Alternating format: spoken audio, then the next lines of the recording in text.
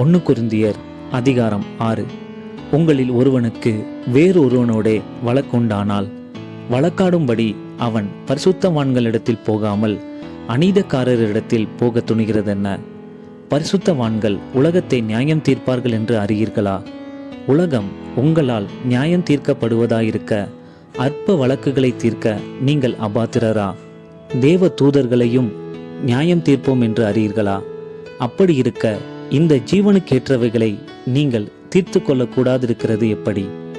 இந்த ஜீவனுக்கேற்ற வழக்குகள் உங்களுக்கு இருந்தால் தீர்ப்பு செய்கிறதற்கு சபையில் அற்பமாய் எண்ணப்பட்டவர்களை நியமித்துக் கொள்ளுங்கள். உங்களுக்கு வெட்கம் உண்டாகும்படி இதை சொல்லுகிறேன். சகோதரனுக்கும் சகோதரனுக்கும் உண்டான வழக்கை தீர்க்கத்தக்க விவேகி ஒருவனாகிலும் உங்களுக்குள் இல்லையா? சகோதரனோடே சகோதரன் வழக்காடுகிறான், அவிசுவாசிகளுக்கு முன்பாகவும் அப்படி செய்கிறான். நீங்கள் ஒருவரோடொருவர் வழக்காடுகிறது எவ்விதத்திலும் குற்றமாயிருக்கிறது. அப்படி செய்கிறதை விட நீங்கள் ஏன் அநியாயத்தை சகித்து கொள்ளுகிறதில்லை? ஏன் நஷ்டத்தை பொறுத்து கொள்ளுகிறதில்லை? நீங்களே அநியாயம் செய்கிறீர்கள், நஷ்டப்படுத்துகிறீர்கள். சகோதரருக்கும் அப்படி செய்கிறீர்களே. அநியாயக்காரர் தேவனுடைய ராஜ்யத்தை சுதந்தரிப்பதில்லை என்று அறியீர்களா? வஞ்சிக்கப்படாதிருங்கள். வேசி மார்க்கத்தாரும் விக்கிரக ஆராதனைக்காரரும் விபச்சாரக்காரரும் சுயப்புணர்ச்சிக்காரரும் ஆண் புணர்ச்சிக்காரரும் திருடரும் பொருளாசைக்காரரும் வெறியரும் உதாசீனரும் கொள்ளைக்காரரும் தேவனுடைய ராஜ்யத்தை சுதந்தரிப்பதில்லை. உங்களில் சிலர் இப்படிப்பட்டவர்களாயிருந்தீர்கள். ஆயினும் கர்த்தராகிய இயேசுவின் நாமத்தினாலும் நமது தேவனுடைய ஆவியினாலும் கழுவப்பட்டீர்கள், பரிசுத்தமாக்கப்பட்டீர்கள், நீதிமான்களாக்கப்பட்டீர்கள். எல்லாவற்றையும் அனுபவிக்க எனக்கு அதிகாரம் உண்டு. ஆகிலும் எல்லாம் தகுதியாயிராது.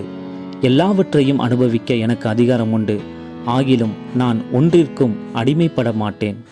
வயிற்றுக்கு போஜனமும் போஜனத்துக்கு வயிறும் இருக்கும். ஆனாலும் தேவன் இதையும் அதையும் அழிய பண்ணுவார்.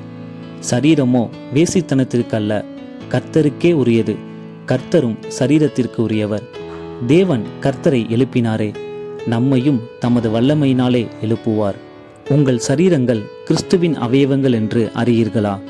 அப்படி இருக்க நான் கிறிஸ்துவின் அவயவங்களை வேசியின் அவயவங்களாக்கலாமா? அப்படி செய்யலாகாதே. வேசியோடு இசைந்திருக்கிறவன் அவளுடனே ஒரே சரீரமாயிருக்கிறான் என்று அறியீர்களா? இருவரும் ஒரே மாம்சமாயிருப்பார்கள் என்று சொல்லியிருக்கிறதே. அப்படியே கர்த்தரோடு இசைந்திருக்கிறவனும் அவருடனே ஒரே ஆவியாயிருக்கிறான். வேசித்தனத்திற்கு விலகி ஓடுங்கள்.